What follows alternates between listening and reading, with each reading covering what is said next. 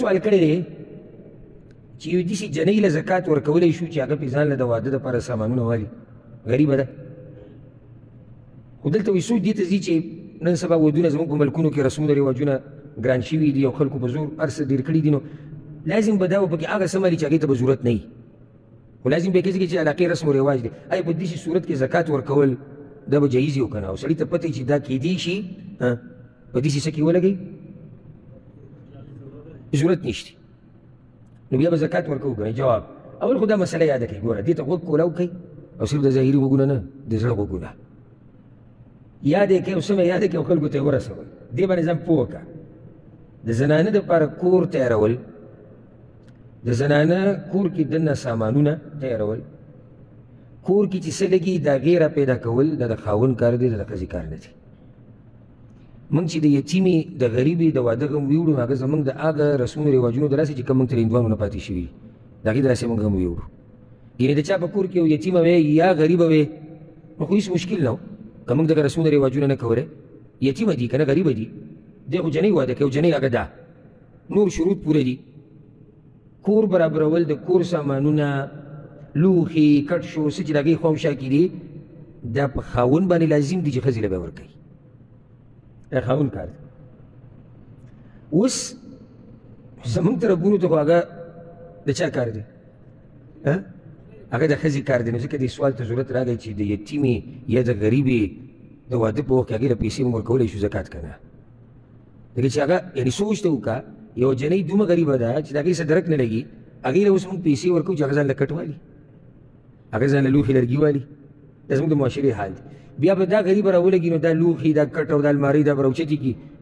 نو یو کس پسې به ویسي چې هغه ښه مالداره دی ښه برابر دی نو د هغه په کور کې به دا سامان ولګي نو واده به وشي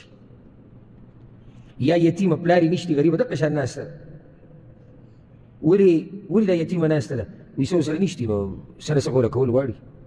څنګه سره څه کول غواړي د علاقې رواج دی او الګ کور والا دې چې د الګ ټکی چې وي دا مزه نه کوي الګ کور والا وایي چې لازم به کټ خو به راوړئ هغه یتیمه ده غریبه ده کله داسې چې یتیمه هم نه ده پلار یې شتي خو پلار یې غریب دی او څومره غریبانانو چې نور هېڅ وسې نه رسي چې ته یو ټوټه وړه غونته کې ځمکې هغه راوالې خرڅې کړي لوڼو لپاره چې دوی د واده وشي لور خور خو کور کې نه شي کېنولی قرضې وکړي قرضې په لکاو روپۍ دې قرض کړي وروسته په هغه قرضو کې زری د غریب ګرځي یو ورته وایي زما پیسې بل ورته وایي زما پیسې هغه د دې لوڼو دپاره راغستې دي او موږ برید ته ورته وایو موږ پښتانه یو موږ غیرتیان او هلته هغه یار خوشحاله دی وایي زما واده دی نو تا دې ته سوچ کړی دی چې ستا د دې خوی د لاسه او د دې کچه خیال د لاسه یو غریب باندې څومره سخته تېره شوه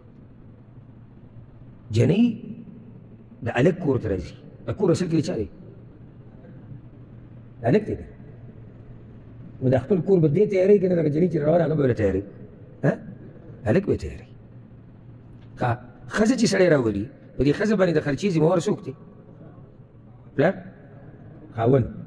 نو ولې دا کټ طلایي لوښي لرګي دا خرچه نه ده د کور خرچه نه ده بل زموږ دې ذهن ته وګوره که موږ وایو چې نه دا زور به زه لازم وباسم د دې جنۍ نه جهالت یو سړی کوي نو په دې شي کې بله خبره بیا هم برابر وایي چې یاره دا جنۍ دا سامان علي او د پلار کور ته وړي نو ځکه چې زه دا زور وباسم نو دا سامان ټول هم ستا د استعمال دی که نه دا سړی به نه استعمالوي دا سامان د ده بچي به نه استعمالوي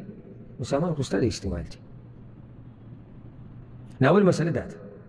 د هغې نه بعد بیا دا موږ وایو که چېرته علاقه کې زموږ د دې رواج په شان جهالت دی او نه کېږي نو بیا به ګورو چې د دې جنۍ پلار خپلوانو کې څوک شتي او که نه کوي نو هغوی ته به ووایو هغوی طاقت رسي چې یاره د خپلې لور له یا د خور له یا د خپلې له سامان سره سوالي چې د دې دا واده پې وشي هغوی یا انکار وکړو خپلوانو چې یاره موږ یې نشو کولی یا پلار یې وایي چې پلار یې شتي خو غریب دی اوس دې کې جنۍ ته قسم پاتې شو خاوند خو ځان له ډډه لګولی چې سامان به راځي پلار غریب دی یا مړ دی خپلوان یا غریبانان دي یا نه مني هغوی زموږ پکې څه کار دی نو په داسې ټیم کې زکات دې جنۍ ته ورکول دا جایز دي غریبه ده ښه نو هغوی خوراک پرې نه کوي نو نور د بعضو د عقل ته سړی حیران شي خصوصا د لیبرل غونته کې نه دوی په دې دین باندې ډېر اعتراضات کوي کله ته څاروی حلالې قرباني کوي که نه په دې به چغې شروع بې زبانه څاروی وي راسملولی د حلالۍ دا ته ظلم نه کوي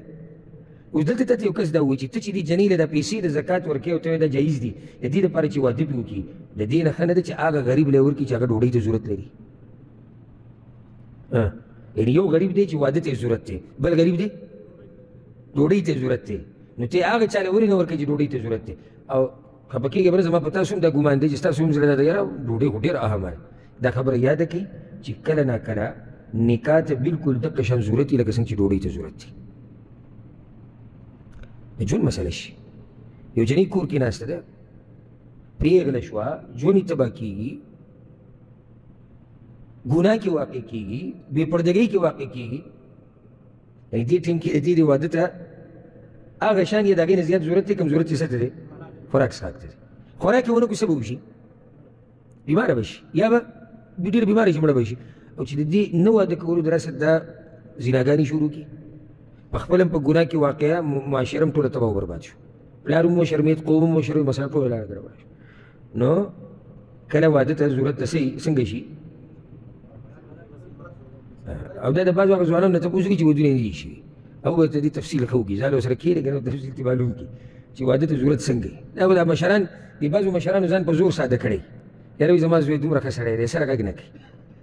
نو زوی خو پلار ته چغېدي شي والی مخامخ چې پلاره ماله واده وکړه، حیا وله ورځي.